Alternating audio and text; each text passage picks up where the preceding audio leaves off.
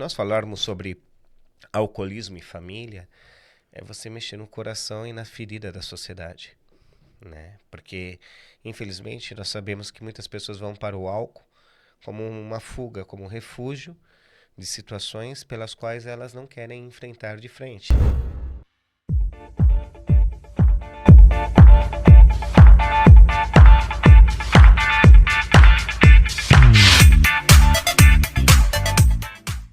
Olá, que bom que você está aí. Estamos de volta, é isso mesmo, para mais uma roda de conversa aqui no podcast Liberchat. Se você está chegando pela primeira vez, deixe-me passar para vocês as redes sociais, tá bom? O Instagram é Liberchat_. Nós estamos com o nosso canal no YouTube, que é Podcast Liberchat, e nós estamos também no Spotify. É só você digitar Liberchat no Spotify e você vai encontrar todos os nossos episódios ali gravados, tá bom? Estamos aqui recebendo, neste momento, o Paidinho de Ogum. Nós vamos conversar aqui um pouquinho sobre intolerância religiosa no Brasil, principalmente com as religiões de matriz africana. Então fique aí que a conversa vai ser muito interessante, tá bom? Mas antes de aprofundarmos aqui no nosso bate-papo, eu vou dar um tempinho aí para você compartilhar esse vídeo para o máximo de pessoas que você puder, tá bom? Então vai aí, manda para os seus contatos aí, todo mundo, ok? Já fez isso? Já se inscreveu no canal? Então ativa o sininho aí para você ficar por dentro de todas as notificações que aqui acontecem, tá ok? Que bom que você está aí, que bom que eu estou aqui, junto com o Paidinho de Ogum. É um privilégio ter você aqui no nosso canal, no nosso podcast. O nome do podcast, para quem está chegando, para quem já conhece, continua o mesmo, tá? Para você, Paidinho, é Liberchat. Liberchat tem a ideia de liberdade. O chat é aquela sala de bate-papo, sabe? É uma junção de duas palavras aí. Então aqui você tem liberdade para expressar as suas opiniões, contar sobre a sua religião de matriz africana. Nós sabemos que nós estamos no Brasil, né? Eu falo aqui do Brasil. E no Brasil, aproximadamente 85% das pessoas se intitulam cristãos, né? Mas é notório que as religiões de matriz africana geralmente sofrem um tipo de preconceito. Então daqui a pouco você fala sobre esse seu processo aí na luta contra a intolerância religiosa, que eu sei que você é um dos mentores aqui de São Paulo, no Brasil, sobre este assunto. Então fique à vontade, pode se apresentar aí para o pessoal, pode... Fique à vontade, aqui o espaço é seu, tá bom? Bom dia a todos. Primeiramente, parabéns pelo podcast Liberchat.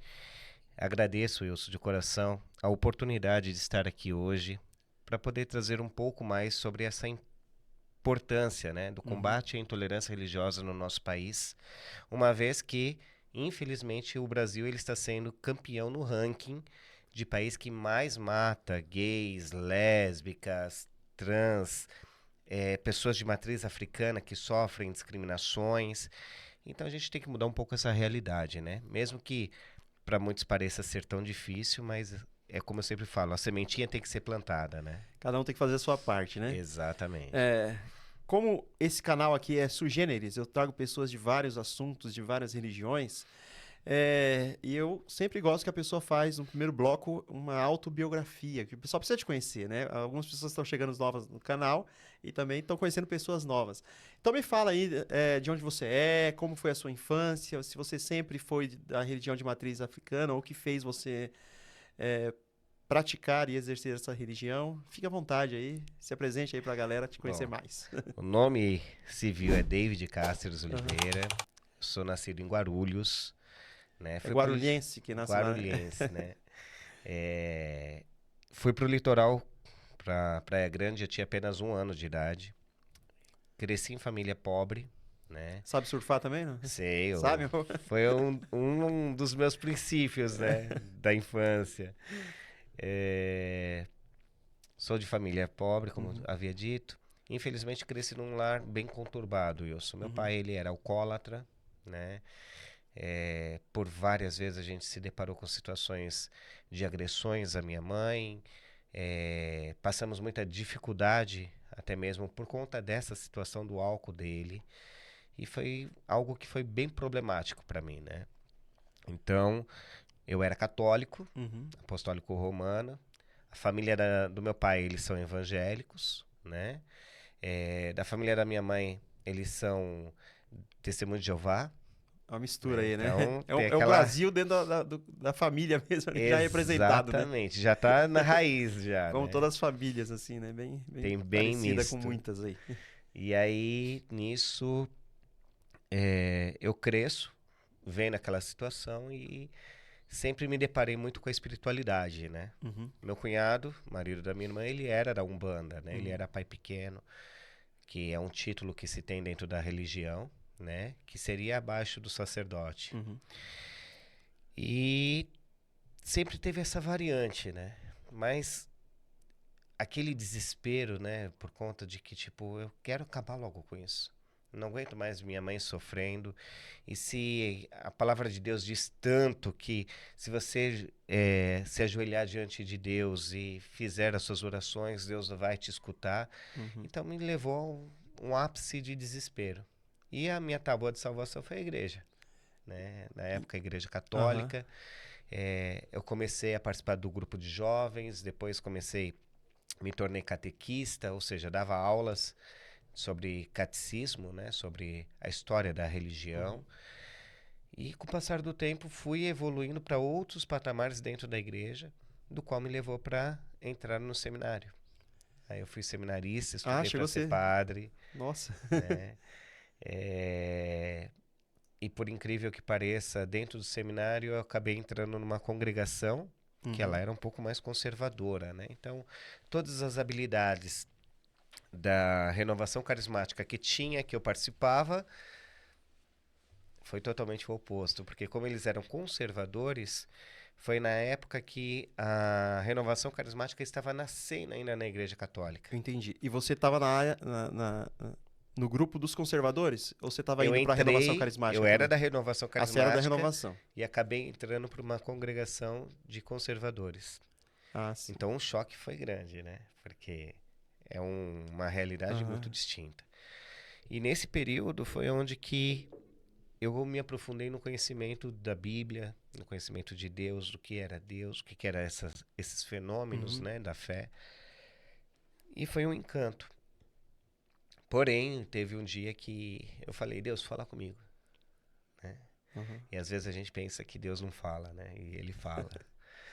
E nesse determinado momento eu abri a Bíblia e veio Gênesis 17, capítulo 5, Uhum. capítulo 17, versículo 5, que dizia o seguinte: a partir de hoje você não se chamará mais Abrão, e sim Abraão, que é o pai das nações. Aham. E aquilo entrou na minha cabeça, eu falei assim, gente, mas espera aí, então se Deus não me quer aqui, eu vou ser pai de muitos filhos, então eu tenho que Aham. sair do seminário. E aí, Esse foi o entendimento que você teve quando você leu essa passagem, quando eu né? li essa Que é passagem, o chamado de Deus a Abraão, né? exatamente. E ali eu falei assim, putz, e agora? E quando você entra para o seminário, Hum. a comunidade faz um enxoval, a comunidade se prepara para que você se torne realmente um Aham. padre. Quando você Sacerdote católico aí, volta, né? exatamente, quando você volta parece que foi um choque, um baque, né? Uma frustração. Aham. E foi exatamente o que aconteceu. Foi exatamente o que eu enfrentei. Então Então, você não chegou a terminar o seminário. não Quantos anos você chegou a terminei. Fiquei estudar lá? 3 anos e meio dentro do Quase, seminário. né? Porque são 4?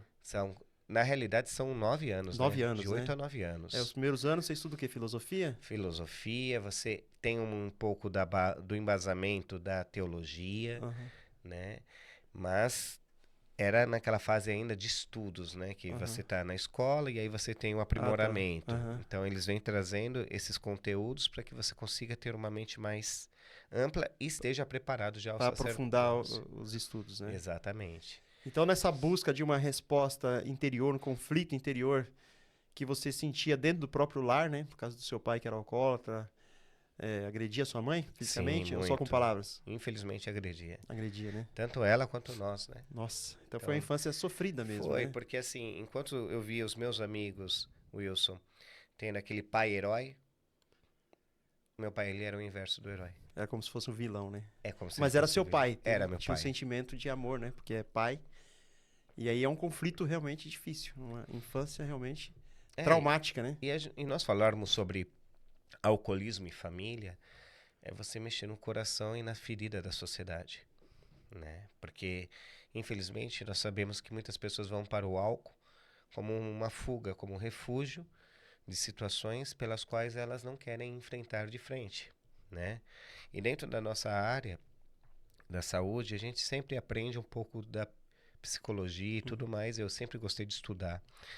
Então, nós sabemos que existem 3 áreas do cérebro. Existe o id, existe o ego e o superego, Aham. Freud, né? Trabalha essas né? três. Psicanálise. Aham. Então, dentro disso, quando a pessoa ela ingere o álcool, o ego e o superego eles ficam abalados, né? O sistema Aham. ele entra em conflito ali. De repente, o id se torna a realidade. E E o aí ele não id tem filtro pra, não pra, tem, pra porque o id é usar a razão, exatamente né? quem você é. O id é onde que você tem os desejos, os ímpetos Liberados. liberados, né? E aí Você a quer razão falar, comprometida eu não consigo não consegue é, embater isso. mesclar, né? Exatamente. Equilibrar isso aí, né? E aí, infelizmente, meu pai ele fazia as coisas que você falava assim, poxa vida, por que isso? Né? Minha mãe sempre foi uma mulher muito, muito honesta. Minha mãe, Uhum. por mais que tinha todo aquele conflito, ela não o traía, ela não fazia nada que pudesse prejudicar ou manchar a imagem dele. E é interessante que quando as pessoas passam isso na família, talvez seja o seu caso, como você está dizendo aí agora da sua mãe, que se tenta preservar a imagem de uma boa família, né? De uma Exatamente. família normal para a sociedade. Mas quem vive dentro do convívio familiar ali, conhece os problemas internos, é o que sofre, né? É o Exato. que sofre. E é como eu sempre falo, Wilson, eu acho que Deus ele permite certas coisas para que você possa valorizar a vida, né? Eu escutava de amigos Aham. da minha mãe, você precisa tomar cuidado com as crianças porque eles podem crescer e se tornarem adultos revoltados e se tornarem piores do que o pai, É verdade, né? Dependendo, né? né? E graças a Deus nem eu nem os meus irmãos nos tornamos, muito pelo contrário. Hum. E eu sempre coloquei na minha vida um propósito de ser o oposto do que o meu pai era para mim. Parabéns pela sua dedicação, né? E força de viver e de mudar esse histórico familiar, né? Quantos irmãos vocês tinham? Você Nós teve? somos em 5 filhos, né? 5 Eu sou o filhos. caçula. É o caçula, né? Sou o caçula. Como eles chamavam antigamente, o raspa do tacho, né? Geralmente o caçula é chamado assim, né? Seu pai ainda bebe? É vivo ainda Ele até é hoje? vivo. Infelizmente, hoje meu pai ele está numa situação muito complicada, porque assim, nós tentamos estender as mãos de 1000 formas. Uhum, E infelizmente em 2016 eu diagnostiquei a minha mãe, que eu estava dando palestra aham, sobre demência e Alzheimer, uhum. né? Em 2018, aliás. E sabe quando você dá aqueles insights? Poxa, a pessoa que tem Alzheimer apresenta esse tipo de Aham. ação. E aí você começa a linkar, você fala, meu, mas espera aí, minha mãe também tá Tá apresentando esses tipos de apresentando coisas isso. aqui, problemas, E né? aí o chão começou a abrir no meio da palestra, as Nossa. lágrimas começaram a escorrer, eu já comecei a entrar em desespero, eu falei, não, não pode ser verdade. E aí, nesse momento, foi onde que eu terminei a palestra, aí a minha professora virou para mim e falou assim, o que que foi? Eu falei, eu acho que minha mãe, ela tá com demência ou Alzheimer. Aí ela falou assim, sinto muito. Peguei, desci pro litoral, peguei minha mãe, trouxe no meu médico, né, no Uhum, meu neuro. Infelizmente, o Dr. César diagnosticou-a com demência por senilidade e hoje avançou para Alzheimer. uhum. É, Então, em relação ao meu pai, ele começou a cuidar da minha mãe, só que, tipo, nós percebíamos que não tinha aquele cuidado, aquele zelo. Até por causa do vício, né? Ele Exato. continua bebendo ainda? Parou? Continuou, Continuou? aí quando foi em 2020, ele sofreu um infarto, aliás, sofreu um AVE, acidente vascular encefálico, Uhum. e em 2021 sofreu um infarto, porque continuou ainda assim bebendo e Aham. fumando, e hoje, infelizmente, a gente teve que Separar os dois. separar, né? Então minha mãe mora com a minha irmã mais velha, Aham. e ele, por opção dele mesmo, ele quis continuar morando sozinho, mas sem condições. E é que nem a gente fala, você pode ajudar a pessoa a partir do momento que a pessoa se permita ser Aham, ajudada, com certeza. né? E muitas das vezes as pessoas não entendem isso, né? Fala, abandonou o coitado do velhinho. Só que existem traumas. Além dos traumas, existe o desejo. E acima do desejo existe a liberdade de Aham. escolha da pessoa, né? Então, assim, hoje meu pai ele reside só no litoral. É, a gente não consegue ter muito contato, porque todas as vezes que a gente tenta Se ter uma aproximar, aproximação, a gente fica bem 5 minutos. No sexto minuto começa a confusão de novo. já Parece começa a que confusão. retrocede todo o passado, né? Retrocede mesmo sem o álcool. Aham. Então você percebe que parece que encarnou na pessoa aquela identidade que ela tinha. E ali ficou. É. As pessoas têm que querer uma mudança também, né? E Precisa. se não quiser, nem Deus muda ninguém, né? A pessoa Não. tem que se Tanto que colocar Deus aos nos pés dá o dele para poder. livre-arbítrio, né? Exatamente, existe Então- o livre-arbítrio, né? Se a pessoa não souber exercer de maneira correta, com certeza ela se dá mal pelas escolhas que ela faz, né? Com certeza. Eu sempre digo que as pessoas são livres para fazer as suas escolhas, mas poderão se tornar prisioneiros delas, né? Isso, Cada ação uma reação, é, cada escolha uma renúncia, exatamente. né? Então, infelizmente, nós vivemos hoje num plano onde que as pessoas elas fazem muitas escolhas cientes. Às vezes baseada muito pela emoção, né? Eu acredito que às vezes, né? Talvez, em alguns casos a gente Você percebe vê que, as é pela pessoas, né, emoção. é pela emoção. E aí acaba tendo consequências que terão que ser realizadas pela razão, né? Resolvidas Exato. pela razão. Aí demora mais, né? Complicado. Mas em meio a tudo isso, obrigado por compartilhar a sua história. Já vi que não foi muito fácil, né? Não, Nesses conflitos internos que você tinha e físicos também, você resolveu buscar um auxílio em Deus, uma resposta em Deus para esses tipos de problemas espirituais que você enfrentava, né? A paz de espírito, com certeza, não tinha muito na sua infância. E você citou aí, vamos fazer um parênteses aqui, que você diagnosticou a sua mãe quando você estava dando uma palestra, porque você também é doutor, né? É neuro... sim. Eu sou fisioterapeuta neurofuncional Aham. e pélvico, né? Então, dentro da parte de neurofuncional, nós temos que estudar os mecanismos do cérebro, como que ele funciona, como que ele age, né? E as doenças neurofuncionais, Uhum. ou seja, aquilo que impede o movimento do paciente, porque a fisioterapia é um movimento, né? Aham. Nós trabalhamos com movimento. E eu gosto de brincar com isso, porque eu falo assim, tudo é movimento na vida. O universo não está parado, Não né? tá, o mundo tá girando, É. né? O Aham. mundo ele continua. E a fisioterapia, ela é justamente isso, é trabalhar com movimento, Uhum. né? E quando nós, porque muitas pessoas não conhecem, as pessoas acham que a fisioterapia é somente ortopedia, né? O Geralmente é o famoso primeiro estica e pensamento que puxa, vem, né? né? É esse, né? O famoso estica e É. puxa. E não é. Na realidade, a fisioterapia ela tem a parte cardiorrespiratória, ela tem, inclusive, a pandemia, por Uhum. mais negativo que foi, para nossa área foi algo positivo, que nós passamos a ser reconhecidos pela sociedade, Interessante, que né? fisioterapeuta não era somente ortopédico. Uhum.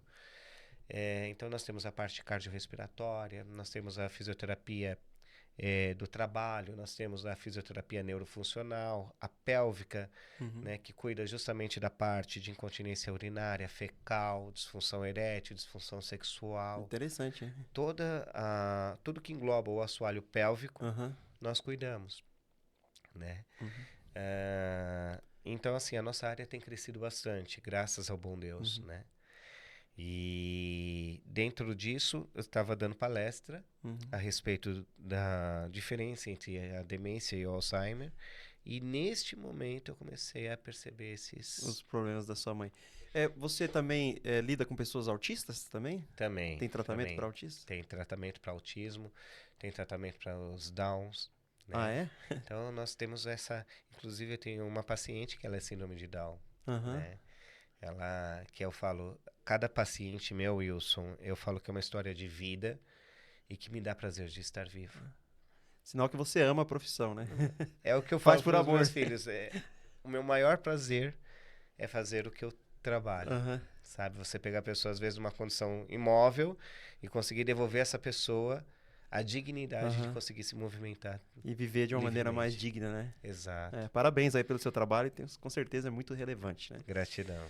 Vamos voltar então para o assunto da religião. Então, nesses conflitos, você foi estudar, foi ser sacerdote, a ideia era ser um padre, né? Exato. E aí você estava contando que você acabou abandonando isso. Foi um choque para a sociedade quando você resolveu, então, Voltar. abandonar o sacerdócio lá, né, o seminário, e voltou. Aí foi que você se aprofundou mais na religião de matriz africana? Não, aí nesse momento eu tive um viés, né? Aham. Que Ah, eu, do chamado lá que você estava que eu citando? saí da Aham. casa dos meus pais para ir pro seminário. De Aham. repente eu volto para casa dos meus pais. Como eu te falei, nós tínhamos muitos problemas com a bebida do meu pai. Então eu tinha que trabalhar para poder ajudar. Uhum. E aí eu fui vender óculos de sol na praia. Disso, o cunhado do meu irmão que fornecia a mercadoria me chamou para vir trabalhar em São Paulo com ele. Ah, tá. Vim para São Paulo. Foi onde que eu conheci uma moça que ela era libanesa, Uhum. de origem muçulmana, né? E comecei a querer estudar um pouco sobre o Islã. Aham. Conheci um pouco do Islã. Porém, depois de 6 meses, o pai dela mandou ela de volta para o Líbano porque ele não queria que ela casasse com um convertido. Ah, Então foi aquele choque, foi né? choque, né? Aham. Passou esse período, aí eu conheci a religião Wicca, né? Uhum. Um pouco sobre a bruxaria, os elementares da natureza e tudo mais. Não me encontrei. Aí eu fui pro budismo de Nichiren Daishonin, que tem a Sutra Nam-myoho Renge-kyo, né? Que Uhum. é uma repetição que você faz e você vai emanando coisas boas, positivas ao universo e tudo mais. Essa emanação é chamada de mantra? Isso, De mantra? um mantra. Aham. E a partir desse momento eu consegui já me associar um pouco mais com a espiritualidade. Uhum. Depois disso, eu saí e fui pro kardecismo, né? Fui pro espiritismo de Kardec. E aí, sim, eu caí na religião de matriz africana. Então você fez um tour aí por todas as religiões, hein? Então, Passei, e é o que eu falo até pros meus filhos Aham. de santo, né? Aham. Hoje estamos aqui com a minha filha também, a Aham. Andresa. Aqui nos bastidores, nos você não está vendo aí, bastidores. mas eu estou vendo aqui. É uma querida também. E eu sempre oriento os meus filhos, conheça, porque Deus, ele é único. Uhum. Deus, ele é único. As pessoas, elas fazem uma segmentação de Deus que você às vezes fala assim, por que tudo isso? Né? Mas eu falo que todas as formas que você direciona a Deus, e o que é essas formas, Uhum. né? É não fazer o mal, é praticar o bem, é ajudar o próximo, Uhum. é ter compaixão pelo próximo, é amar a si, amar o seu corpo, amar a sua casa, a sua família. E são ensinamentos de Deus. Primeiro a pessoa tem que se amar. Como é que ela vai. Se ela não se amar, como é que vai amar o outro? Foi legal que você Exatamente. citou aí, amar o seu corpo, né? Se amar, né? Valorizar, É. respeitar, né? Agradecer.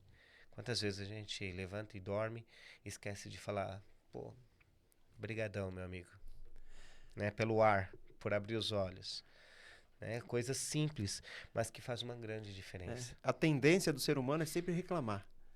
E às vezes em cima daquela coisa que dá errado na sua vida, você fica martirizando às vezes o dia inteiro. Não, deixa pra lá, né? Tudo tem um propósito, pelo menos. E eu brinco que eu falo o seguinte, Wilson, eu falo que às vezes o errado dá certo. Eu digo o seguinte, né? Eu sou teólogo também, né? Sou cristão teólogo. Eu falo que Deus é especialista, né, em transformar aquilo que nós vemos como maldições Exato. em bênçãos, né? Às vezes aquilo que tá errado ali, depois você fala, não, ainda bem que fui por esse caminho, porque poderia ter sido pior, mas Deus me protegeu disso que estava acontecendo lá atrás ou de que iria acontecer ainda lá na frente. É só Exatamente. confiarmos realmente em Deus, né?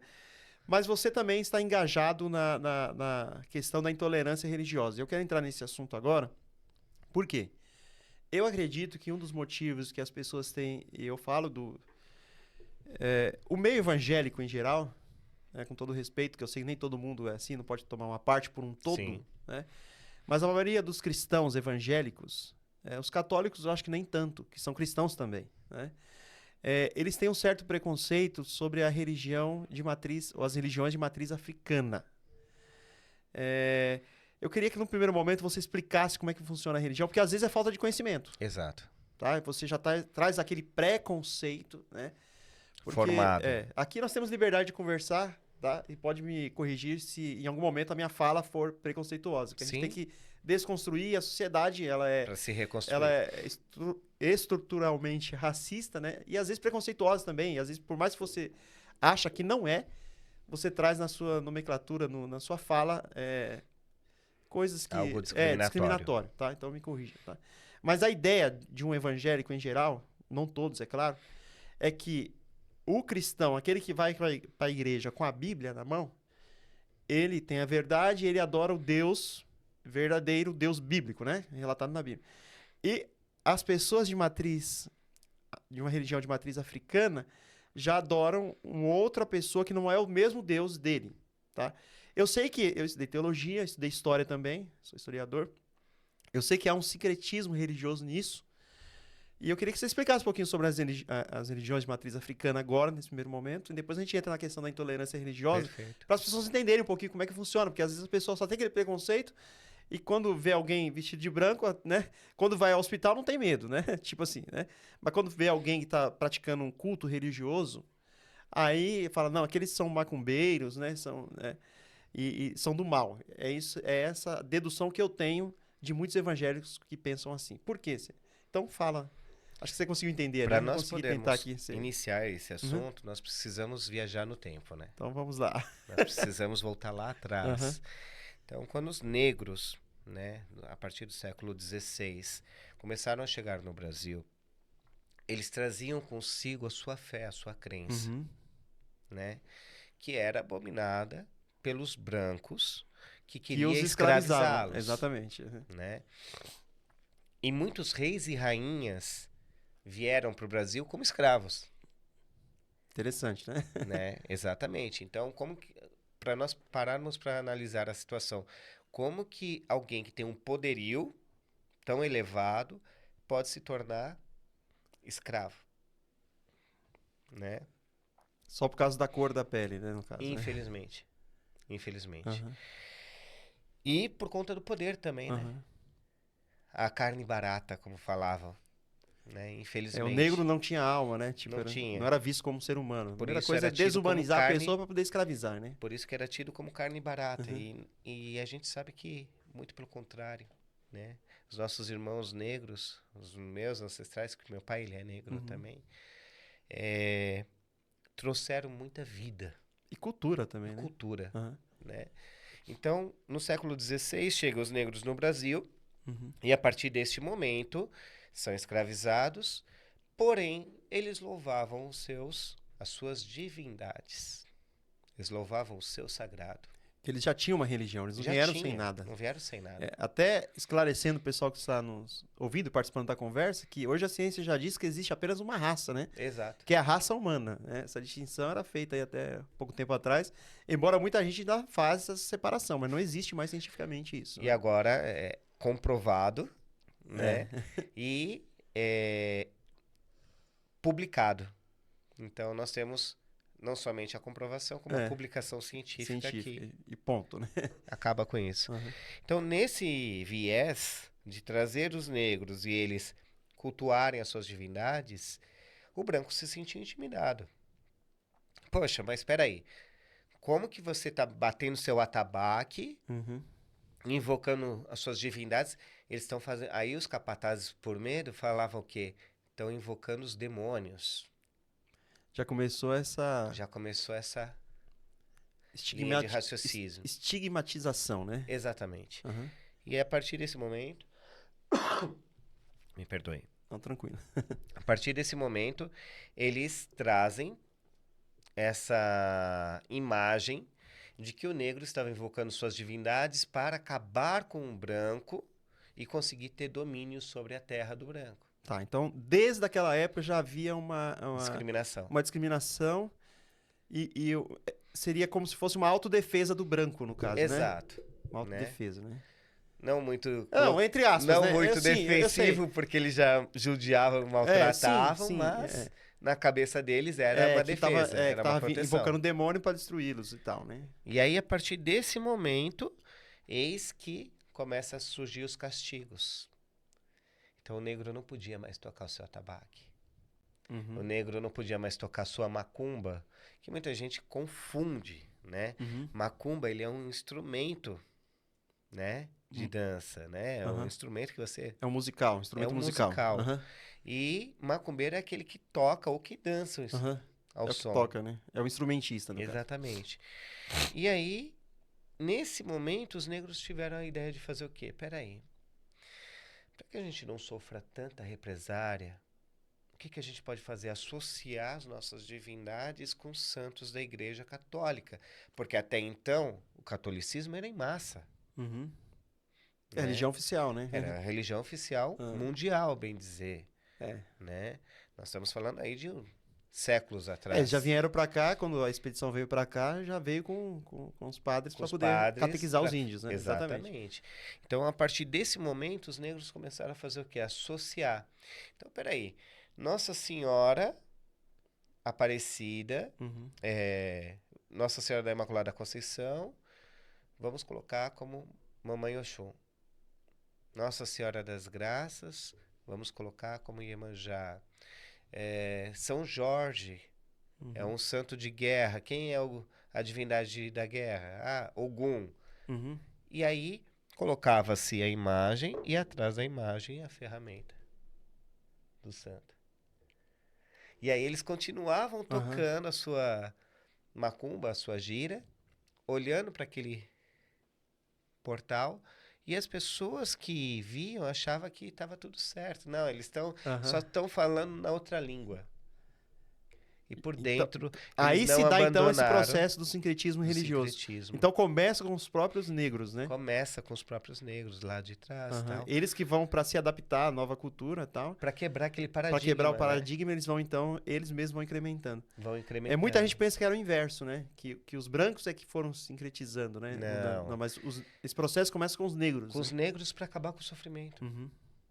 né? Um sofrimento que a gente fala foi desnecessário. Quanto sangue É. nós não carregamos, né?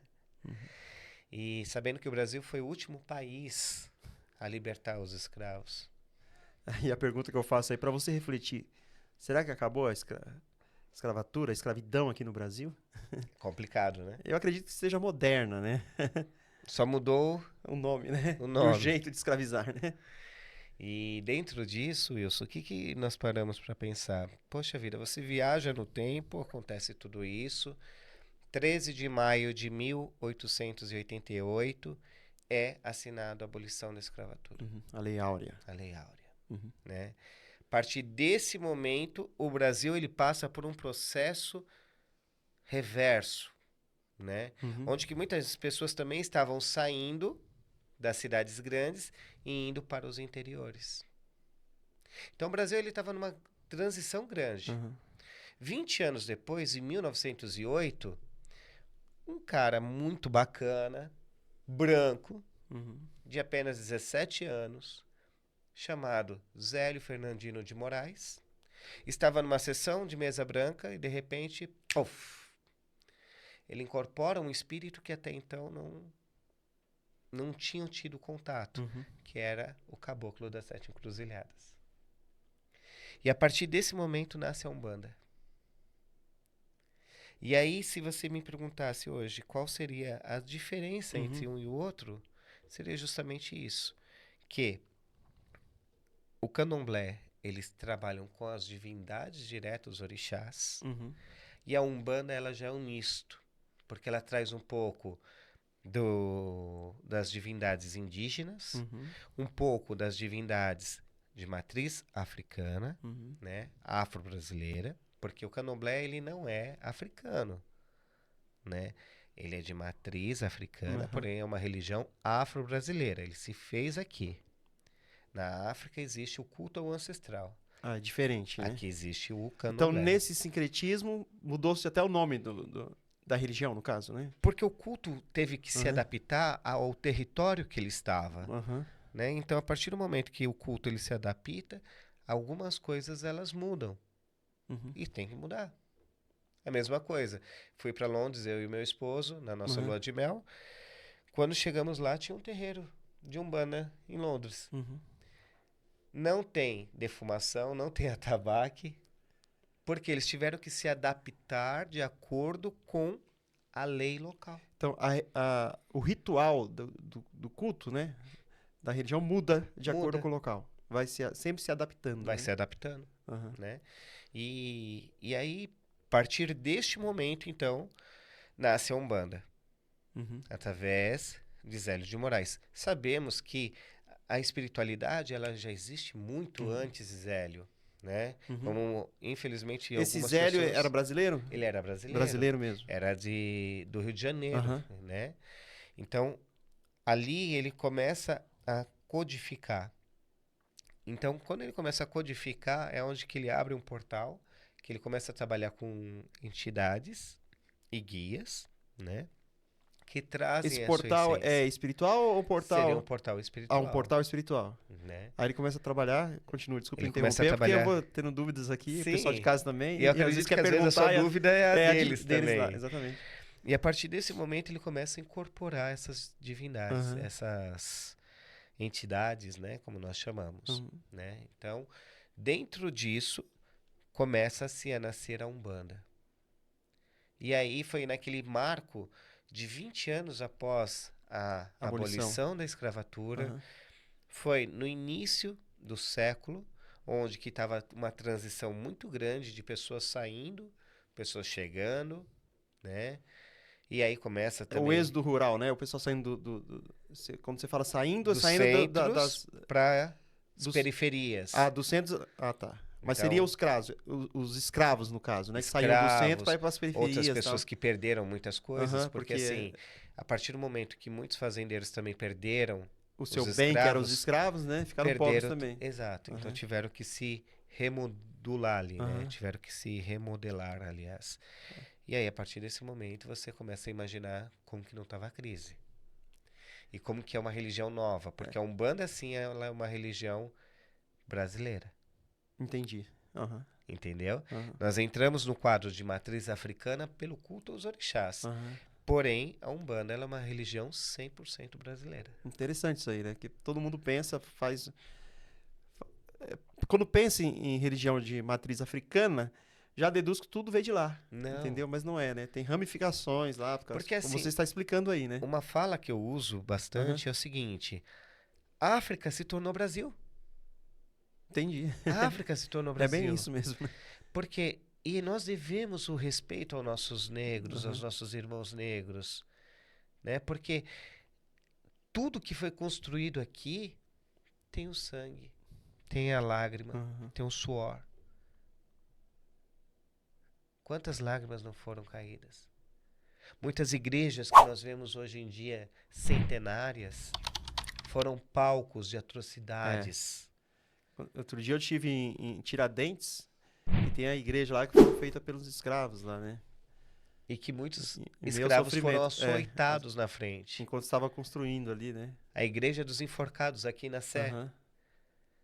Quantos não foram enforcados? Quantos não foram decapitados?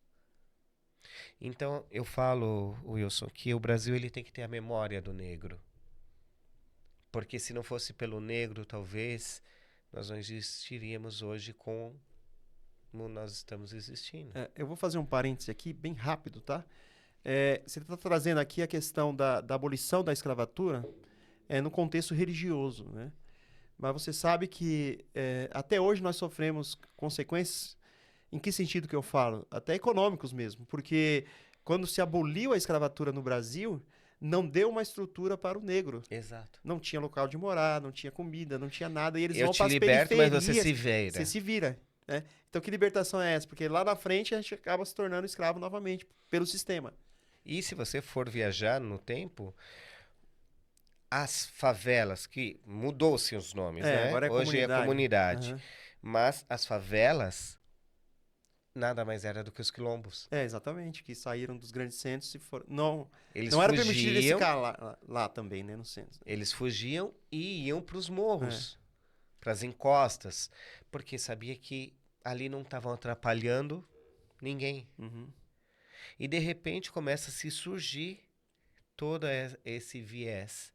E aí o negro ele tem que fazer o quê? Ele tem que trabalhar, sendo que ele muitas das vezes não sabia como, que até então ele só carregava saco, né? Carregava Ele não era educado, né? Não Ele era. era escravo, né? Era escravo.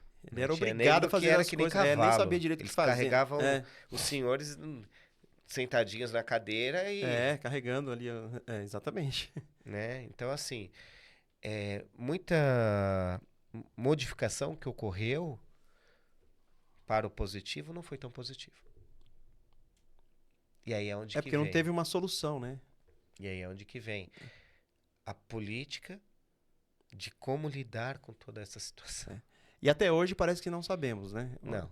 Outro dia eu tava passando ali no centro e eu vi ali naquela região que o pessoal chama de Cracolândia, para quem mora aqui em São Paulo, mas eu sei que em todos os estados do Brasil tem Cracolândia, né?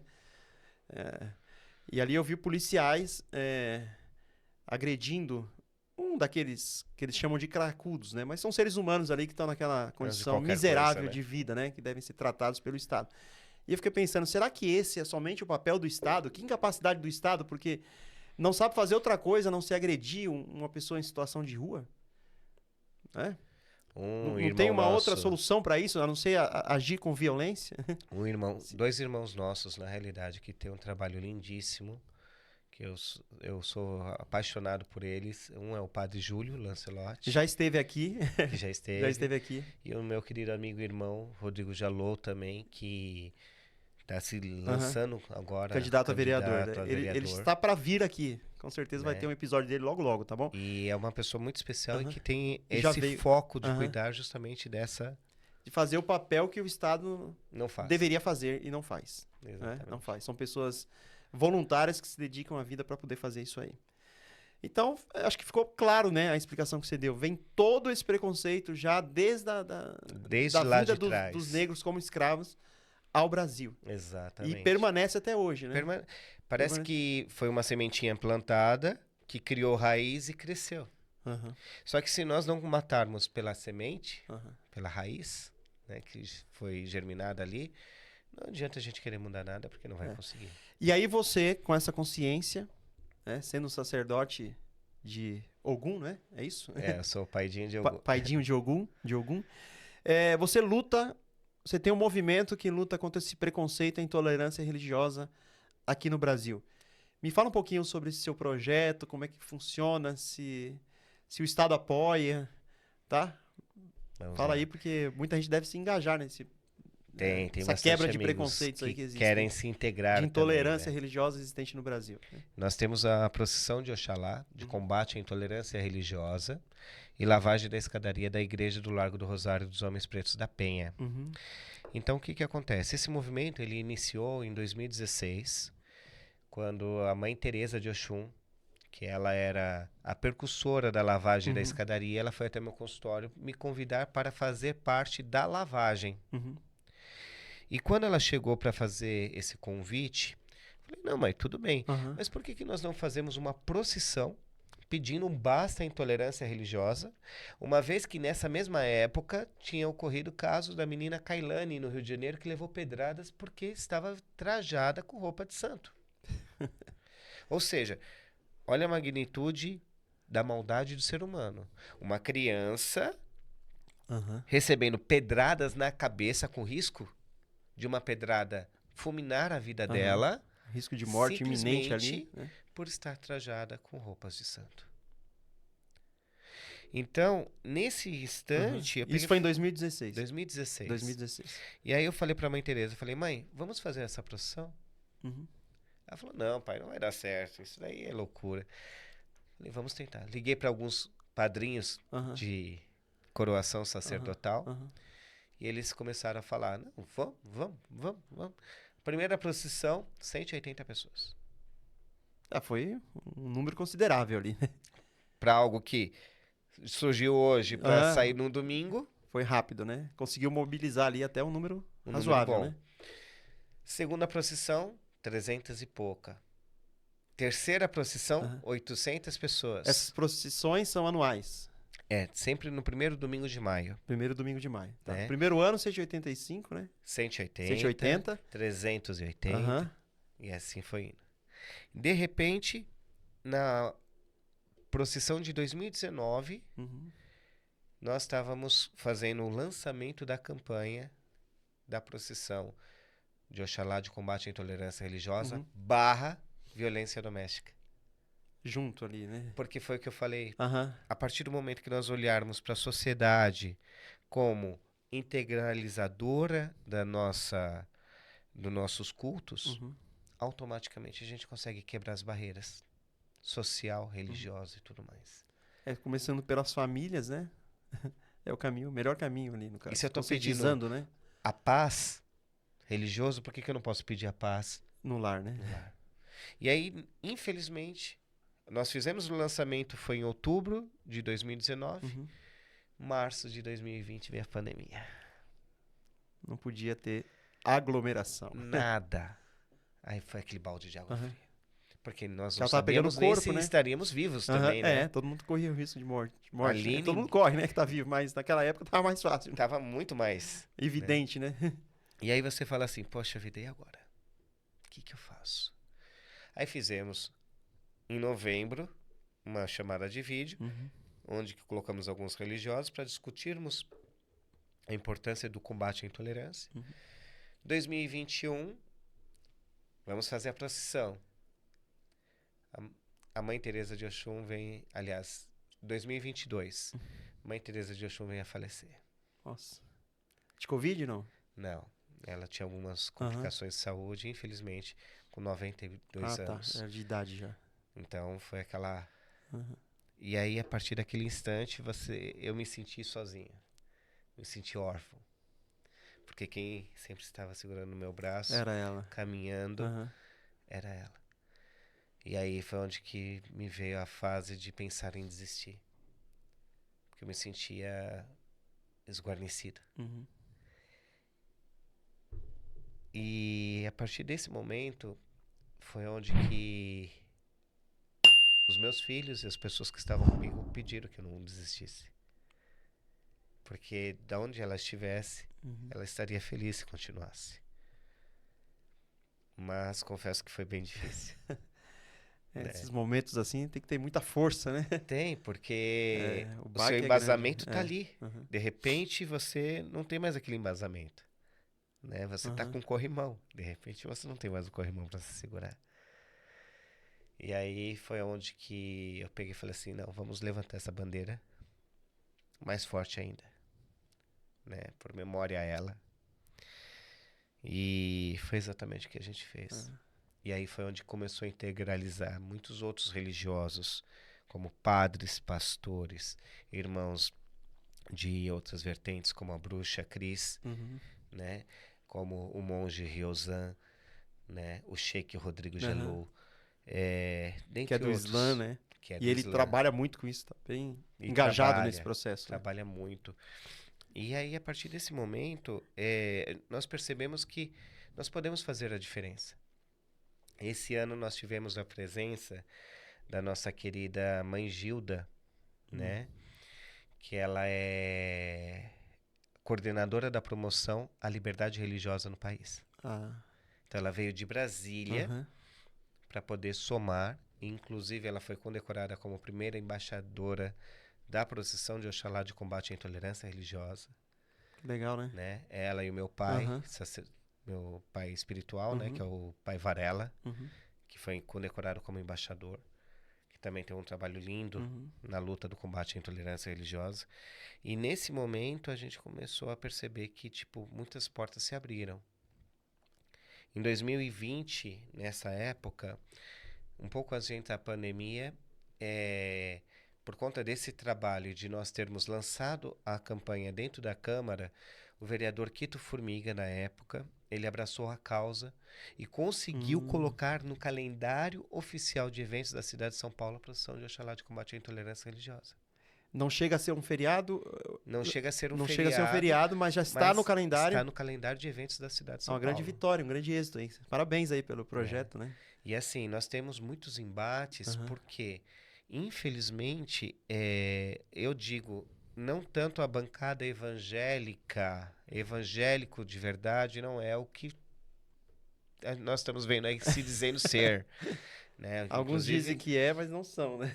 O que evangelho é esse? A pergunta que deve ser feita é essa, né? Porque se a partir do momento que eu me intitulo como cristão Eu tenho que seguir os mandamentos de Os Cristo. ensinamentos do Cristo, exatamente. E se Cristo diz, não julgueis para não ser julgado, não condeneis para não ser E condenado. se o Cristo não faz acepção de pessoas e respeita a todos, e eu não faço isso, automaticamente deve ser um Aonde- outro Cristo, né? Exatamente. E que Cristo é esse? É. Que amor é esse?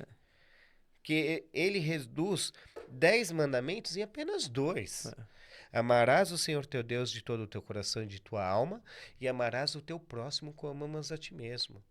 Se eu amo você como eu me amo, por que que eu vou julgar a tua fé? É. Por que que eu vou condenar a tua fé? E, infelizmente, Ou ao contrário, como o próprio Cristo diz, né? Como é que eu posso dizer que amo a Deus que não o vejo como eu e não odeio amo meu irmão que eu que eu vejo? vejo. Complicado, hein?